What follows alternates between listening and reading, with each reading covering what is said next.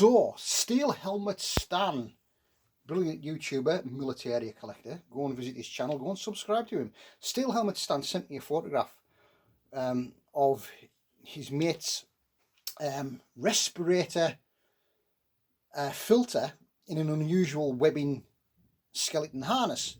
And they were of the opinion, him and his mate, there was some kind of military foreign thing, Finland, whatever. But I thought, I've got one of them. And it's something that I should have done with my general service respirator video, but I didn't have the thing to hand immediately at the time. So I told Steel Helmet Stan exactly what the item was and sent him some photographs of my complete one. And he said, you know, you should do a video of that. Have you done a video of that? And I said, well, I've had it a couple of years, but I haven't done a video of it. So anywho, so hopefully this will rectify it. And thanks to Steel Helmet Stan for suggesting this video, which I really should have done with the general service respirator one, but forgot it anyway.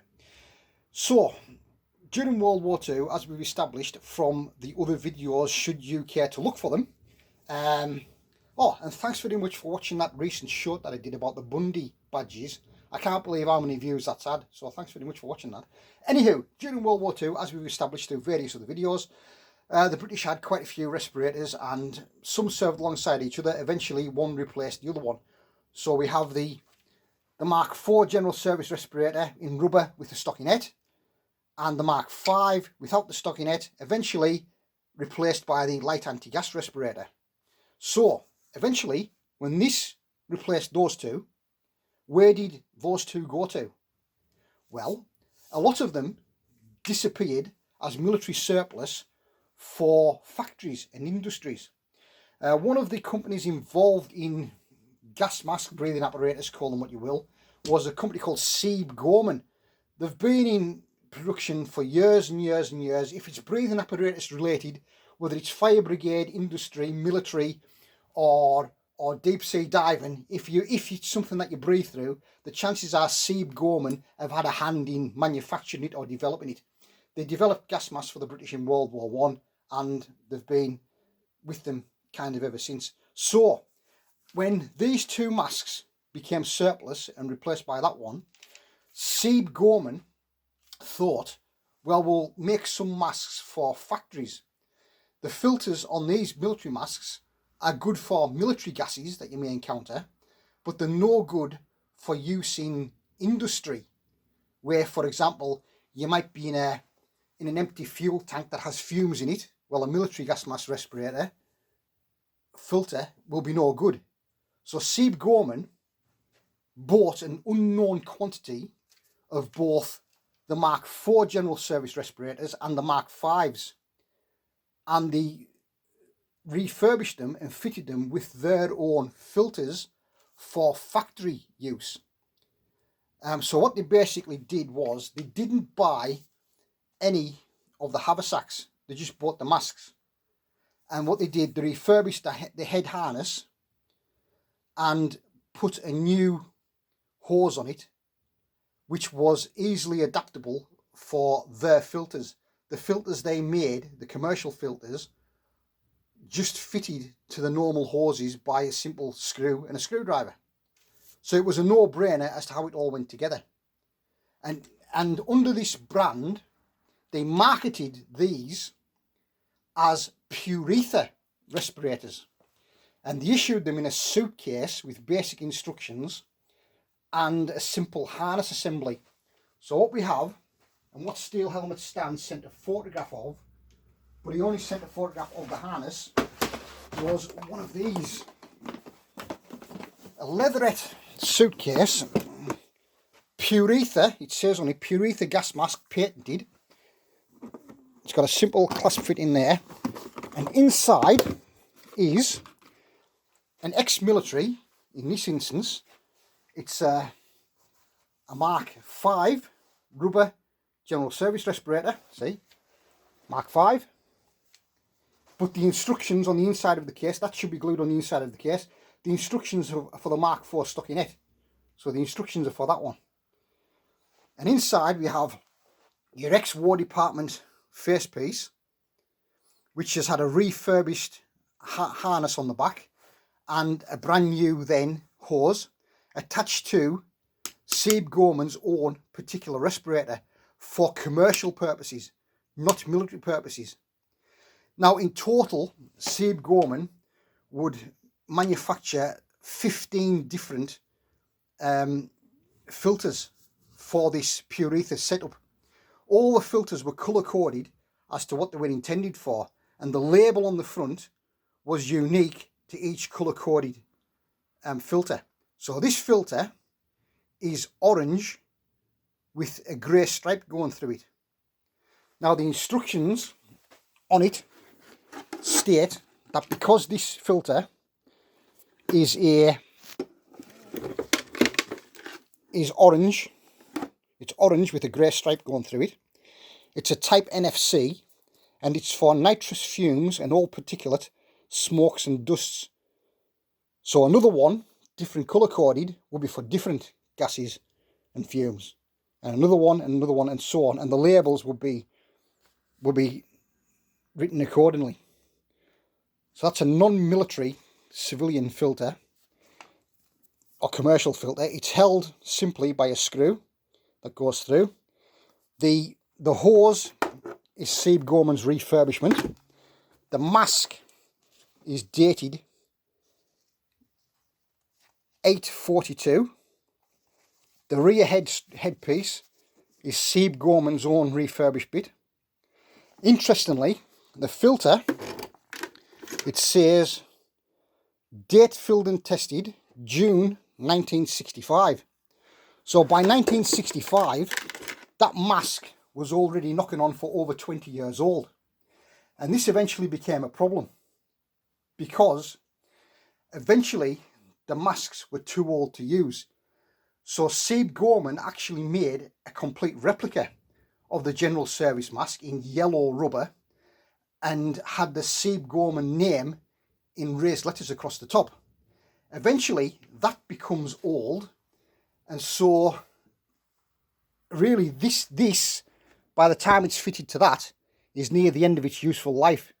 So Siebe Gorman developed a civilian industry mask with a wraparound glass facepiece, and in typical movie fashion at the time, they call it the VistaVision. And the VistaVision mask, it's outside the scope of this video, is more commonly found than these ex-military refurbished items today. And they are a kind of interesting military collectible because it shows what they did with military surplus items. So the mask itself is Avon, dated August 42. It could also be the earlier Mark IV, but in this instance it's the Mark V. The instructions for using the puretha respirator, in brackets Mark IV, face mask type. And you see how the harness assemblies fits to the front of the guy's chest. Now these were never issued with the military haversack purely because they assumed that if you needed to wear one of these, then the mask would be on your face. It wouldn't be dangling down by the side of your body. So there's no need for the mask to be in a separate little haversack. The weight of the thing is in the filter. So what comes with it is, or we'll read this first.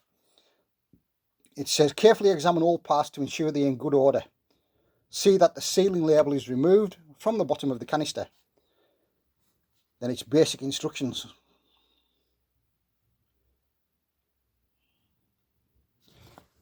And what came with it is the thing for carrying the actual filter. And it's a simple little sack with a strap. And the idea is, yeah, your respirator or your filter, which is very heavy. It's heavier than the military one actually. Goes into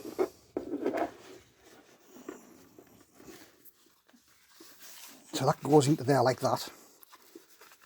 This is tightened up, and these loose bits are merely tied around there, and then, like the picture shows, it's just slung on the chest. Now, unfortunately, although we do know that 15 different types of filter were made by Siebe Gorman for this conversion, it's not known the contents of it.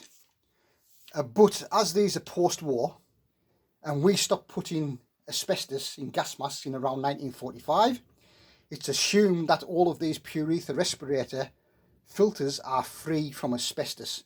That is assumed. But even so, it's still an old gas mask, it's still an old filter, and it is not recommended that you breathe through them. Like I've often said, do not breathe through an old gas mask, irrespective of whether it's free of asbestos in the filter or not.